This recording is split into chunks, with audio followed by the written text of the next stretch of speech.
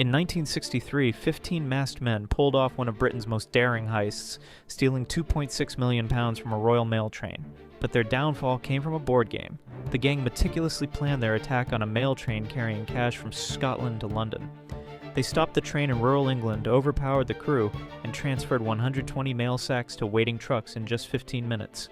The thieves retreated to a remote farmhouse hideout to lay low and divide their fortune. Everything was going perfectly. During their stay, they passed time playing Monopoly with real stolen cash instead of fake money. They laughed as they bought properties with actual banknotes worth millions, but they made a fatal mistake. Their fingerprints covered every piece of the game board. When police discovered the abandoned farmhouse weeks later, those fingerprints became the smoking gun. The Monopoly set led investigators straight to most of the gang members. The Great Train Robbery shocked Britain and inspired countless movies, but even the most elaborate heist was undone by a simple children's game.